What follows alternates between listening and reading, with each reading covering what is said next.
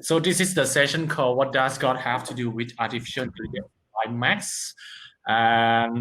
Maybe I leave Max to introduce about himself, but we are glad that as a regional director of RZIM ministry, so yeah, he will come to share about his thought on artificial intelligence and how, as a Christian, how should we do with it.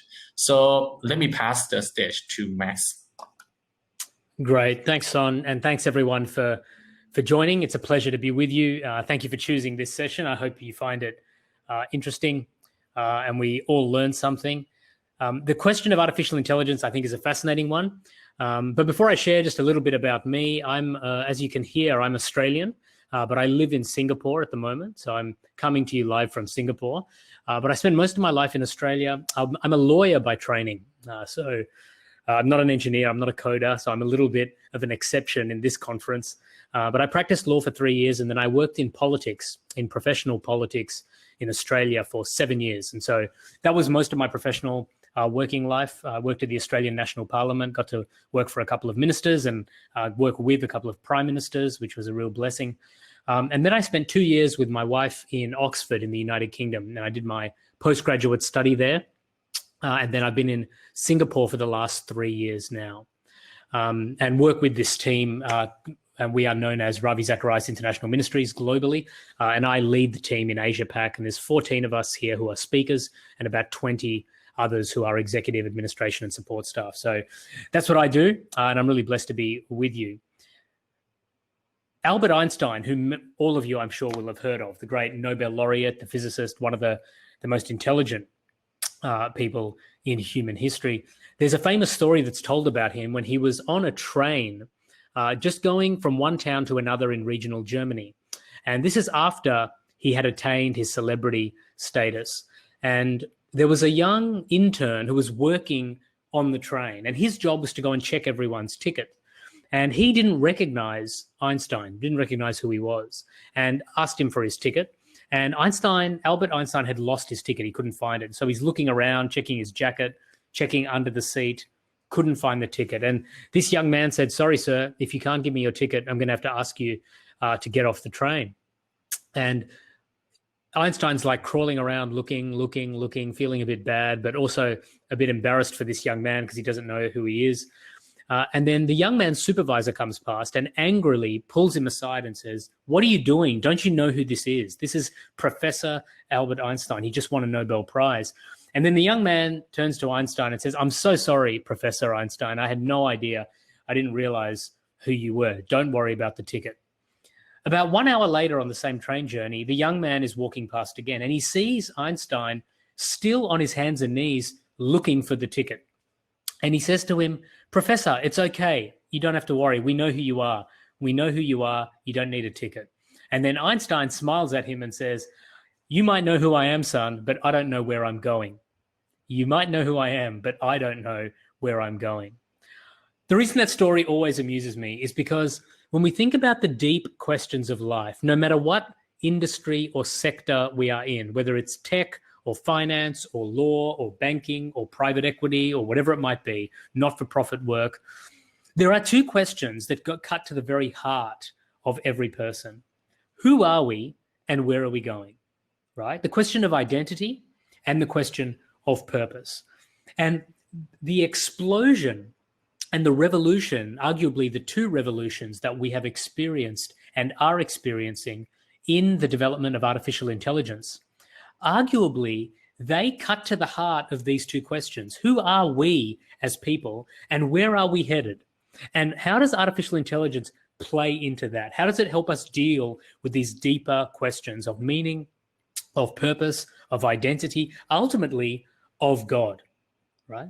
And one thing that we know of not just, not just this year, but this season that we are in, is that there is more uncertainty and less predictability than there ever has been before in living memory. And the pandemic has played into that, but even the pandemic aside, the amount of uncertainty there is in the context of economics, supply chains, technological advances, geopolitical tensions, and on top of that, this huge global medical emergency that we have through the pandemic. For all of these reasons, the world is getting more and more and more uncertain, more and more unstable, more and more difficult to predict and to understand. And so in the midst of all of that, how do we make sense of this thing called artificial intelligence? How can both people of faith and people perhaps not of faith deal with AI? Because AI is not a Christian question. It's just a question for humankind. And so what I have to say, I hope, will be relevant to you regardless of where you are on your faith journey, either in your walk with God, either in your wrestle with God, or perhaps, even though you're on this summit right now, in your rejection of God. You might be really struggling right now. Maybe that's why you logged in. But there are three things I think we all need to do to help us make sense of AI in the 21st century. The first is we need to understand it technologically. Secondly, we need to prepare for it experientially. And thirdly, we need to think about it existentially. Now, don't worry if you don't understand some of those words or what I mean by those. I'm going to unpack each of them. Firstly, we need to understand AI technologically. Now, most of you, you're engineers, you've been studying these things, you've been thinking in tech, infrastructure, language, in terms of the tech ecosystem for most of your professional career. And so this won't be a particularly difficult thing. But when it comes to AI, it's really important that people who have the expertise, just like you, not like me, people like you who have the expertise in tech, that have a brain and a mind and a background educationally and academically that is more easily geared to understanding the intricacies of AI, that you step up to make sense of the technological details and particularities of artificial intelligence. And so the first thing we need to help people understand, because there is a lot of uncertainty, there is a lot of excitement, and there is a lot of anxiety around AI, right? We know that that is the case. The first thing we need to educate people on is, in understanding it technologically, is to be very clear that this isn't some new out of the blue thing. This is a quite natural, logical, sequential progression in the context of probably the last 4 or 5 industrial revolutions that we've had, right from the printing press through to the invention of steam power, through to the invention of electricity, the internal combustion engine, human flight, the computing revolution, the communications and first round of the digital revolution.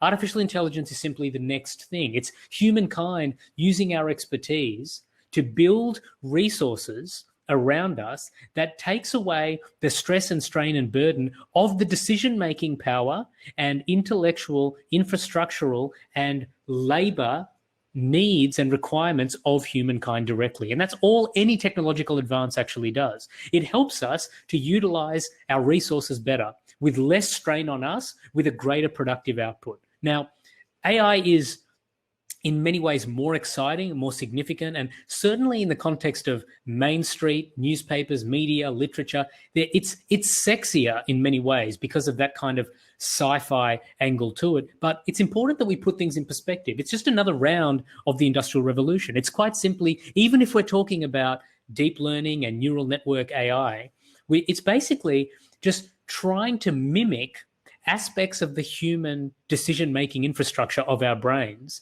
and then creating sufficiently sophisticated algorithms that we can pump mountains and mountains of data through to specify for specific outcomes, right? So we're just trying to optimize for very specific outcomes. And so we're building systems that can do that. And so, as we all know, AI runs on tons and tons of data, and the more data, the more accurate the predictions and the decisions and the outputs. But it's important, I think, for us to educate and to understand that AI conceptually can be put into perspective without having to be scared of it, without having to run away from it, without having to think either of two things, either that it's going to solve every single problem that humankind has, which it's not, and I'll get to that in a moment, but also that it's going to be the greatest evil that humankind has ever seen, right? So it's neither of those things, just like the invention of the wheel or the invention of the printing press. These are simply technological advancements that provide us opportunities to improve our quality of life. But when we think about optimizing for specific outcomes,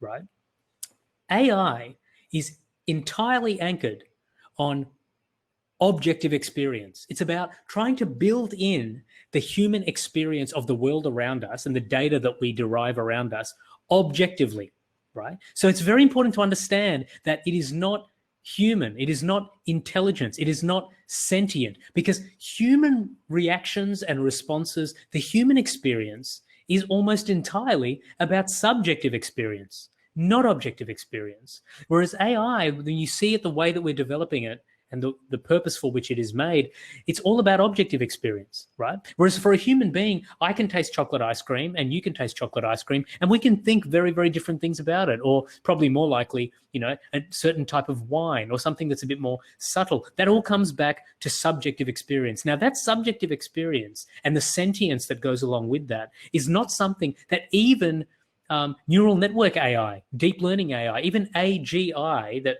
we are aspirationally moving towards. Even when we get there, all the experts, people like Kai-Fu Lee and Joseph Millikamp and the head of the Microsoft AI division, they've all been very upfront in saying, even if and when we do achieve artificial general intelligence or deep neural network AI, that still won't constitute sentience, because sentience is about subjective experience, and AI in all of its forms is about objective experience, right? So we need to understand that technologically. We need to put things in perspective. AI is not the solution to everything, every single problem. At the same time, AI is not something that we need to be scared of or we need to walk away from, or particularly for those of us who are Christians, it's not something that we need to think of as something that's anti-theological or anti-God or unbiblical at all. It's just another round of technology, and we can either use it well or misuse it. So let's move on from understanding it technologically to preparing for it experientially.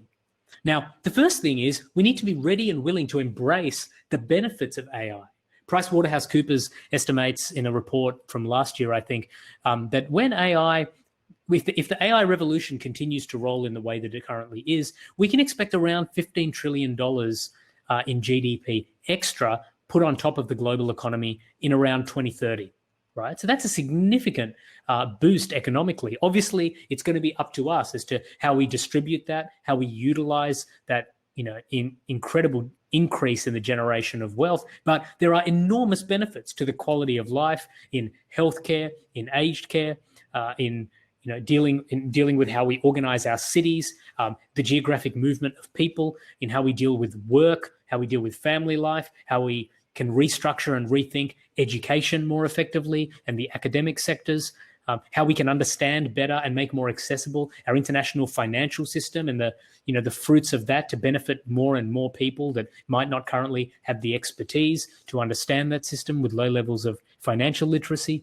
These are just a few of the millions, literally millions of examples. And Arun is a great example of someone that was working on just one particular aspect of AI. Those of you who are familiar with the space will know of many, many more, many that I would be unaware of. But when you read some of these thinkers who are both great visionary socio-culturalists in a sense, people like Kai-Fu Lee and others, when you read them, not only do they bring the engineering capacity, but what they bring is that experiential awareness, the emotional intelligence to see how AI can actually help. But on the flip side, the dangers and the risks involved with AI too. Because in preparing for it experientially, I've said, yes, we have to be willing and ready and agile enough and innovative enough to embrace the positive sides of it. But we also need to be ready for the experiential realities that AI sometimes masks, or that the people who are very pro-AI mask. And there are two very important realities that I really want to drive home. And this is very, very important. This is probably at the heart of part of the, not so much the warning, but maybe the disclaimer that we need to take as a generation when it comes to AI. The first thing is that, like I said, AI is based on data sets. It's based on predictive models. It's based on agile and, yes, self-changing and self-improving algorithms, but it's all based on data, right? And data or data is necessarily from the past. All the data we have is from the past, right? Anything about the future is predicted. Anything about the past is data, right? And because of that, necessarily, we don't have data about the future, right? We have data about the past from which we can then build predictive models and make inferences about the future. And that's pretty good. And AI is going to help us do that better than we've ever done it before. We've done it before AI, but it's going to help us do that with greater efficiency, greater effectiveness, and greater predictability, and greater calculability. So AI is going to help us, right? But because it's based on data, which is all in the past, it's never going to be able to be certain about what is coming next. It can't predict the storms of the future, right? It can make some inferences about those storms, but it's not going to be able to predict every black swan event. And as we know from the last 15 years alone, there are more and more and more black swan events. And every time something happens now, people talk about it as a black swan, whether it was the dot-com crash in the early 2000s or the GFC in 2007 or the Asian financial crash in 97 or SARS or COVID-19 or 9/11, whatever it is, these are all black swans. And it doesn't matter how good the predictive models were, most of the predictive models by most of the experts most of the time have failed to predict all of those black swans that I've just listed. So AI is going to help us get in a better position, mitigate risk, prepare ourselves, but ultimately AI doesn't know what's going to happen because it's working with the same thing we're working with, which is data, and all data is based on the past, not on the future. So we have to remember that AI is not capable of predicting the storms. Probably more importantly, it's not capable of controlling the storms. AI can't control anything. It can give us information. It can catalyze what we are trying to do, but it's not actually going to be capable of controlling the storms of the future. I read a great article in The Economist earlier this year about the incredible work we are going to be able to do in combating climate change through the use of AI. And I think that's fantastic. But what it was very clear on is that AI can't fix climate change. It can't actually take action itself. It can give us the impetus and the information and the predictions and the means through which to take action, but it can't control climate change, right? So AI is not some kind of savior that comes to fix all of our problems. AI is a predictive tool, an optimization tool, a quality of life tool, an information tool. Ultimately, under all of that, under the banner, it's a data processing tool. It processes data and then gives us an outcome. It specifies for a particular outcome. That's all it can do. It can't predict the storms. It can't control the storms, but it can help us as we navigate the storm. So that's the first thing. It's got no control or predictive power necessarily over the storms ahead. It helps, but it doesn't give us a 100% airtight crystal ball into the future. The second one, and this is the more important point, is that AI has no moral component. Right? So artificial intelligence is morally neither good nor bad. It just is, right? So there's no moral thread or moral framework that runs through AI. It all depends on the moral frameworks that we as Christians, that we as people, that we as engineers bring to the development of and the advancement of and the application of AI. And we see this through human history again and again. AI, thankfully, is not the first example of these. When Adam Smith wrote The Wealth of Nations, which wasn't the only book on this at the time, but was certainly one of the most seminal books in the catalyzation of free markets, right? The free movement of capital. And he wrote The Wealth of Nations, which everyone studies in economics, and anyone who has an MBA will have studied that. But at the same time, he wrote another very important book called A Theory of Moral Sentiments. And sadly, not enough people read that. Everyone reads The Wealth of Nations. The Wealth of Nations is what everyone knows about. Not many people know about the theory of moral sentiments. And what Smith was effectively saying was, this free market concept that I have come up with, or that I am writing about, it's a wonderful thing. It's a great way of generating wealth, generating capital, generating yield, improving the quality of life, but it lacks a moral center. So it's not that it's immoral, it's not evil, but it's also not necessarily good. It all depends on how we use it in relation to the extent to which it can be used for good or used for evil. And in the same way, AI has no moral center. It's not immoral, it's just amoral. It really depends on what you do with it.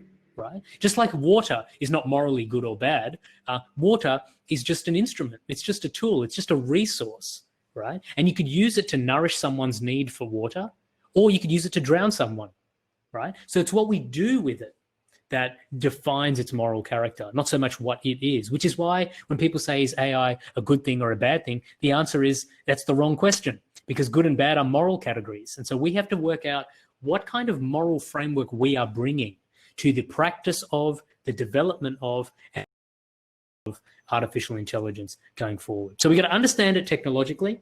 We got to think about it experientially, remembering that there's no moral center to it. We have to bring that moral framework.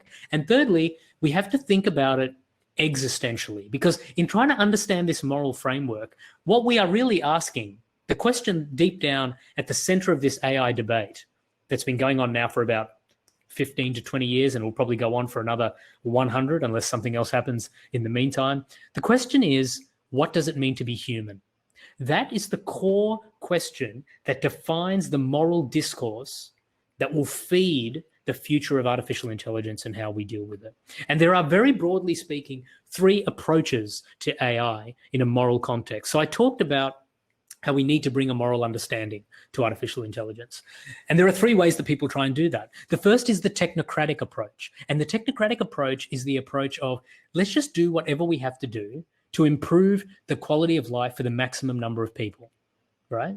And that's, in and of itself, it's not a bad starting point. But the problem is that it still doesn't fully answer the question, what does it mean to be human? In fact, what it does do is it arguably reduces humanity to resources and to commodities and to means rather than ends, because there's no moral compass in relation to it. If you're just trying to make things easier for people, then you're forgetting potentially who they are, what makes them tick, why they were created, why they are here. Those questions that we started off with, who am I and why am I here? Those 2 deep, important questions. AI, if we take the technocratic approach, doesn't answer those questions. It just says, let's just make life easier for you, right? So the technocratic approach. The second approach is the transhumanist approach. And people like Nick Bostrom from Oxford University, while I was there, I read a lot of his work. And, to an extent, Elon Musk is in this space a little bit as well. Certainly the author of Sapiens as well, whom I've forgotten the name of now, Yuval Noah Harari, I think. These are the transhumanist movement that want to use AI to improve humankind, to engineer us to be stronger, to be better. And this is all about uploading and downloading of consciousness and memories and living forever through, out of AI technology. And so this is kind of trying to transcend what it means to be human. So again, it fails to answer the question, but it tries to transcend. It tries to turn people into gods, if you like. And that's what Harari's book, Homo Deus, really was, people as gods. So there's the technocratic approach, the transhumanist approach, and thirdly, there is the moral approach to artificial intelligence, which looks for 3 things. It looks for a basis for the intrinsic dignity of all people. It finds a way to build a narrative of redemption based on the internal needs of people. And it tries to find a way to look for a basis for love as the supreme ethic. So the identity of people as having intrinsic dignity, a narrative of redemption for people to deal with the things they're struggling with, and thirdly and finally, a basis for love as the supreme ethic. If we bring those 3 things to the development of and use of artificial intelligence, we're in a much safer place because we are covering off what it means to be human. We are safe in who we are and what we are here for. We acknowledge love as the supreme ethic. We acknowledge that people have intrinsic dignity. We won't violate that dignity. And at the same time, we acknowledge that people have internal needs as well as external needs. And the technocratic approach doesn't care about internal needs. All it cares about is how easy life is, how much money you've got, how little you have to work, on all of those kind of conveniences of life. Whereas the internal needs, the need for hope, the need for forgiveness, the need for redemption, the need for identity, the need for purpose, these are the internal needs. And when we look to the Christian story and the Christian message, we find all 3 of these needs in terms of a moral basis for AI satisfied and provided for in and through the person of Jesus Christ.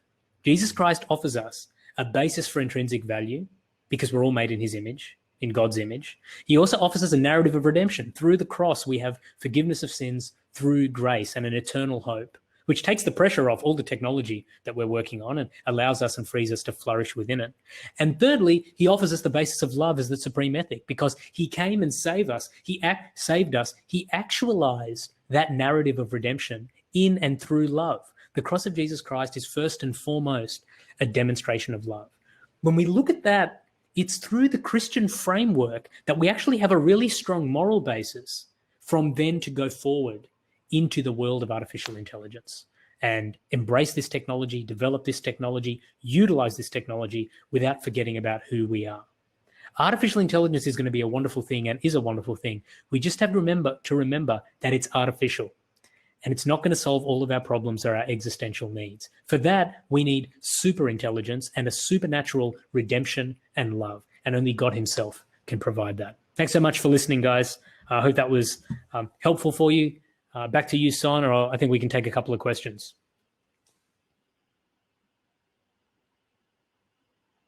Oh, yeah, it was Yuval Noah Harari. Thanks, Aaron. Hey, yeah, thanks, Max. To be honest, I have to skip in. I mean, get out. I cannot hear your session fully, but what I listening, it's incredible. Your speech is contain a lot of wisdom. I love it. I love it. All right, guys, this is for a Q&A session. So we have time until 2:30 Singapore time. Any questions you would like to ask Max? Can you type in the chat in the session, and Max will answer that. I think so far we have from Michael, how has AI been applied for Christian ministry so far? Max, you would like to answer that? Yeah, sure. How's it been utilized? Is that the question? How's it been applied? Yeah. Right. Look, I mean, this is something that, someone like Arun or others in the group would probably be much more aware of. But I'll give you one great example of how this can be utilized for God's purposes. For us at RZIM, it's been a very difficult year for a number of reasons. But the biggest thing that was a threat to what we do has been the pandemic. I mean, we're a live speaking ministry. But what the digital platform has enabled us to do, and it's forced us into the digital space. So, every talk I've given, except for two which only happened in the last 10 days, pretty much every talk this year since March has been over live stream or it's been pre-recorded. And so we've had to really focus on our engagement over Instagram, over Facebook, our YouTube channel, our website, pre-recorded digital projects, and being able to engage in conferences and churches and businesses and leadership communities just like this one. And what that has provided us with is a whole lot of data that we never used to get. And so when my communications and media team can send me at the end of a month the analytics, the data analytics that they're able to give me, saying, here are the issues that people are interested in based on Google trend searches, search analysis, based on the feedback that we get from our events when we speak. Here's the percentage of people that want this kind of talk. Here's the percentage of people that are interested in these 5 topics. Here are the least popular 5 things you spoke about last month. This is the percentage of people that felt confident in their faith after you gave your talk. This is the number of people that felt less confident in your faith after you gave your talk. For us, in a technocratic sense, it's given us an incredible analytic base from which to improve as speakers in terms of our content development, our content creation, our delivery as speakers. Now, some people say, oh, isn't that kind of sterile? You're not leaving room for the Holy Spirit to move. And I just completely disagree. I feel like this is God using technology to speak to us through the best technology that the world has to offer to actually guide us in line with what his Holy Spirit would have us do next. So this is making us better speakers. It's sharpening our ministry's capacity to do exactly what we've always wanted to do.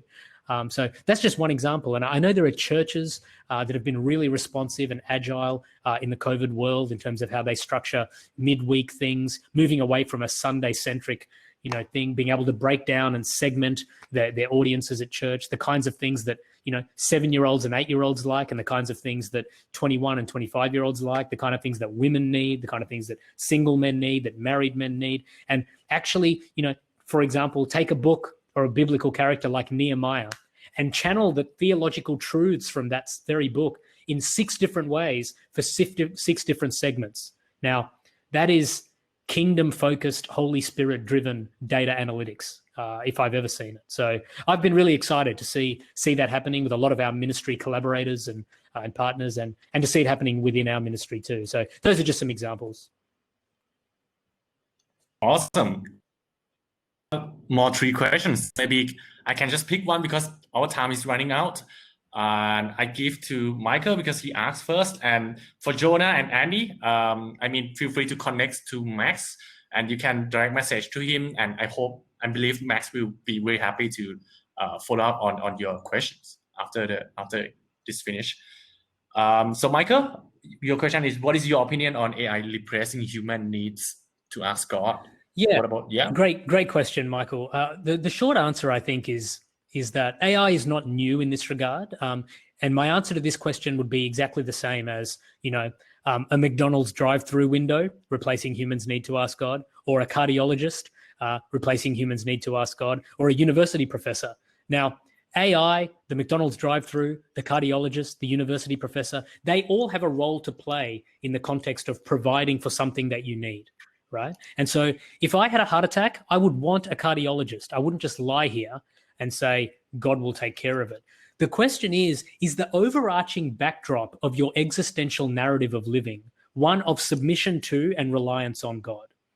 Once you have that clear, it's not that we're relying on AI to provide for us or to give us answers, but we are utilizing AI.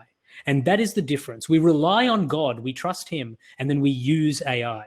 The danger is if we trust AI and then use God, right? So that's the short answer. I'm very quickly going to, because I answered that quickly, hammer through the other one. What does God have to do with AI, Andy? I hope in many ways different people derive different things from my talk. But the short answer to your question that I was trying to get at is God provides us with a narrative of redemption, with a transcendental identity made in his image, and with a moral framework. And AI lacks all three of those things. And so God actually provides the moral and existential platform and backdrop that we need to embrace first before we can then utilize AI in a healthy way. So that's the most important thing. And there was one other one. What are some pitfalls? The pitfalls are, Jonah, that if we ignore what I've just said about the need for that existential platform and backdrop in a moral sense and an existential sense of human identity, then AI will take us places that are going to be deeply damaging, that will violate human dignity, that will violate morality, that will further suppress and oppress the weak and the downtrodden and the disadvantaged who are already struggling, and that will take us down an immoral path, not so much in a traditional, anti-Christian way, but more so in a way that just hinders and impairs our flourishing and God's model for our flourishing. I think God can be in AI, and I don't think God would have given it to us unless it could be used for good. But we can't forget him. We have to put God in the center of it. And at the very least, we have to remember who we are and who he is. We're made in his image. We're made for a relationship with him, and we're made for a relationship with one another. And if we remember those two things, then AI can actually be a catalyst for both of those things. Thanks again for having me. Thanks, Son. Bless you. Wow, Max, this is awesome. Thank you for sharing that. And this is great. All right, guys. Thank you for everyone to come to listen. And the next session will be at the networking. So make sure you get to know new people at this summit. So I will close the session and see you around. Bye.